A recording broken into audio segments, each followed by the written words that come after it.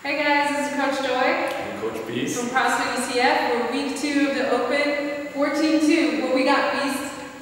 We have a ladder. First 3 minutes consists of 2 movements, 2 rounds of 10 overhead squats, followed by 10 chest to bar pull-ups. Then we have the rest for the remainder of the time until the next minute, which is at 3 minutes. And you increase your reps by 2. So it's going to be 2 rounds of 12 overhead squats, called chest to bar. Finish up, follow up by the 3rd ladder, and then you just keep adding your reps, okay? And the girls got up to 6 reps, which was amazing. Right. For this workout, guys, super important, we gotta get the shoulders and the hips all warmed up and really open and mobile. And then the second concern is some of the dynamic stabilizers in these moves are gonna be hamstrings, hip flexors, and wrists.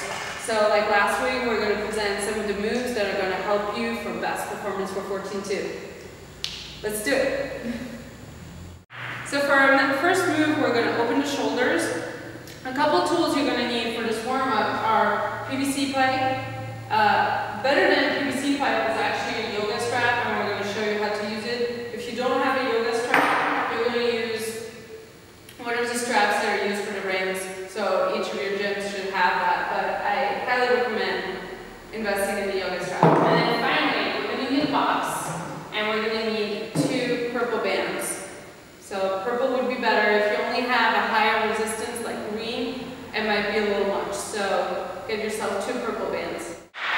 First move, shoulder opener. We're going to demo this with the yoga strap, and then we'll also demo it with the PVC pipe if you don't have that. So Beast is going to take the yoga strap, take a wide stance as if you were snatching or overhead squatting, and basically you're going to want to do like only 1/2 of the pass through, so take it all the way to the back and all the way behind you, and then instead of coming back up, he's going to release one side, take the strap back in the front, and then start again. So the idea is that instead of going external rotation and getting real opening and then closing it when you come back in the pass through, you're going to continuously move to open the shoulder, move to open the shoulder. So continue doing that. Beast. He's doing a really good job of keeping his ribs down. So very often people puff the ribs to compensate for tightness in the shoulders. So you really want to focus on ribs down and then open the shoulders. Great, Beast. And so now we're going to show you how that looks like with a PVC pipe if you only have a PVC pipe. So with the pipe, same idea. It's a little stiffer too, so it's a little less forgiving. So if you go all the way past through, he really has to work hard. He's doing a beautiful job of keeping the ribs down. And then it's a little harder to come through, right? So you have to like let it go. Nice job, Beast. Alright, so that's 2 minutes. Really get this open, get a big opening for your overhead squat, and then we'll move on to the next move. Alright, next, once you got your shoulders all warmed up, we want to make sure that your hips are warmed up. The big thing is like once you go in an overhead position, you want to keep your shoulders really active and activated here. And then very often as you go down into your squat, people who are shoulder mobilities just show us going forward or crashing forward. Yeah, this is very often what happens with hip mobility issues.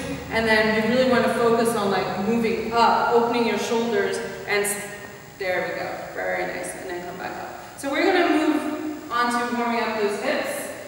2 moves, and then we'll put everything together. Okay, so our next movement is going to be a hip opener. We're going to show you 2 variations, one on the floor, which is good if you're a little more flexible, and then one on the box. Beast is going to show you the box variation. I'm going to show you the floor variation. So to get into the floor variation, you're going to stand, bend your knees, get your hands onto the floor, and then step back into a lunge. Once you're into a lunge and you have your knee right above your ankle, you're going to step your foot all the way to the side to come into like a baby pigeon. You don't want to go too far, and you're going to start pulsing here. The box variation that Beast is going to show you is placing his foot on the box and coming into a similar shape. So with his shin pretty much perpendicular to his thigh bone. And then you can place your hands and you can do the same pulsing movements as me. And then you're going to do about 1 minute each side. Just find a sticky point, open up that hip. And then you can even step back to switch legs. Beast can switch legs on the box. And then do pulsing movements here. And then to come out, you're going to step your feet back, come back up. Our next move is commonly referred to as a calf stretch. Beast loves this move, right Beast? Or sometimes we call it King Arthur because you're kneeling down. So this is going to be a huge stretch in your quad and in your hip flexor. You want to get this area really open for those butterflies or your chest to bars where you really need to use the power of your hips. So Beast is going to stand in front of the box. You could also use a wall or a box. We put an ab mat on the floor that's just to cushion your knee. So especially if you have sensitive knees, use a pillow, use a cover, use whatever can cushion your ab mat if you can. So bend down, Beast, and put your hands on the floor and then step your right foot back. And you're going to catch your foot on the box, on the wall, and then track your knee down. Sorry, I'm going to move just a little forward. And then move your left foot all the way forward until the ankle is over the knee. So same as the last move. And then if this is already too much of a scratch, if you feel this a lot in your hip flexor, you're just going to stay here. If you can, you're going to put both hands on your left leg. Yep. Huge stretch, right, Beast? Oh yeah. And then the next move is you can take your hands overhead and really simulate that overhead position. And that's going to be a nice stretch all the way through here over the quad. And then to come out, take your hands back on your leg all the way down to the floor. And then step your back foot forward to meet the front foot. And then switch sides. Repeat. Okay, so for our next move, we're going to use a warrior 2 to side angle pose. These are classic yoga poses, and they're really good because they're externally rotated standing poses. They're really good to open up those groins, which we really need in the squat, right, in the overhead squat.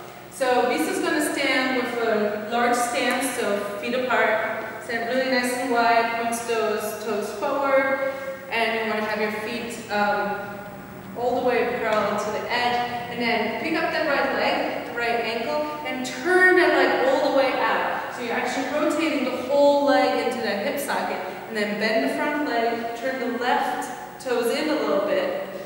Yep, so for a nice long warrior stance, and then take the hands out, nice and wide. Perfect. So you're getting a spread across the collarbone, you're getting a spread in the arms, and then you're also getting this nice bend here. So the cue is actually the same as in a squat because you're doing knee out and then bend further. Yep, so same cue as for your squat. And then to go to side angle, you're going to start hinging over at the hip, hinging all the way over until your arm touches the floor. And then same here, open up and spread nicely, and you can look up. And there's your side angle pose.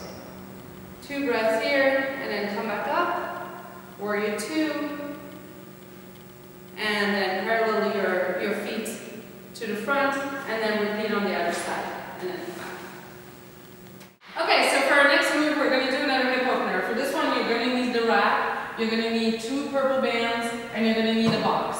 So the box is on the 24-inch setting. Beast is sitting on it. He has those purple bands right above his knees. And what he's going to do, he's going to come up, right, walk himself forward a little bit, so he's in front of the box. And then he's going to sit back into our air squat. And he's going to actually let himself sit against the box a little bit. But what these purple bands do is they're really going to open up his hips. And you feel that, Beast? Is that helping you to open up that? And then you can take your hands into the overhead position of the snatch, so nice and open. And there you go. And this is a great position, so to teach you hips below the knees, teach your knees out on that squat, and that's where you can play also with the positioning of your hands and really get yourself open. So you're replicating that overhead squat, and you're really getting deep into that position. And then to come out, you can take your hands on your knees and just walk yourself up, and then sit back in box. So for our next move, we're going to keep on working on that, keep on working with the rack, and this time here, we're going to use a yoga strap, or as I said, the strap that holds the rings at your gym. So we're going to wrap this around, and then Beast is going to take a hold of each end.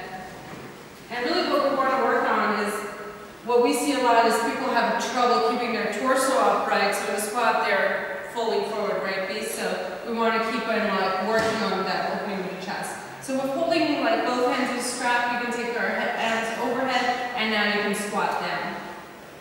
And what the strap is going to do, it's going to prevent you from falling forward and letting your chaps collapse forward. Like, overdo that move for me, Beast, a little bit, pull forward.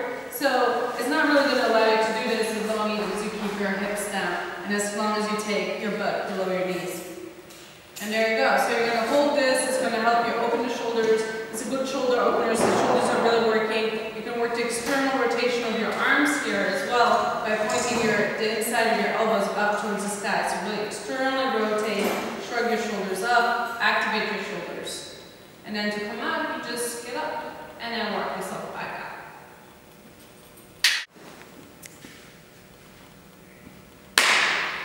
Okay, so our next move is going to be a quick wrist warm-up so that in your overhead position, your wrists don't get really tired or start hurting on you. So we're going to warm up those wrists a little bit and coming into a tabletop position. So take your feet hip distance apart, bend your knees, plant your feet, and then come into a tabletop. Your fingers are pointing towards your feet. And then nice fat hands here, hips nice and high. And then this is the first position. It's a really good stretch on the shoulders. And then if you bend again at the hips, flex at the hips, and then you can do a little pulsing movement. So moving your butt a little bit more towards your heels, and then moving out of it so you get more and more flexion into those wrists. And then do one more round, flexion, big flexion into those wrists, and then move back. And then one last tabletop position, so lift your hips up, nice and high, and then rest your hips down.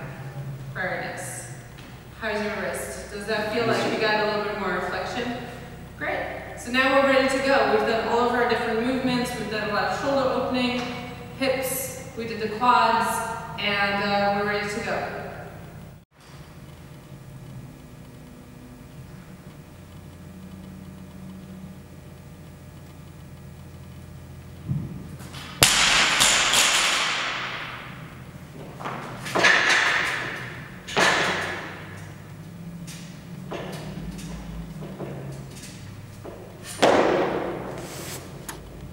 That concludes 14.2. Remember, maximize your time during your rest periods. Active shoulders on the overhead squat. Last but not least, hand care. It's going to be a lot of chest to bar pull-ups. Other than that, some ECF tips for your workout. Yep, and we hope you enjoyed this warm-up and it will really help your performance. I will see you for 14 straight.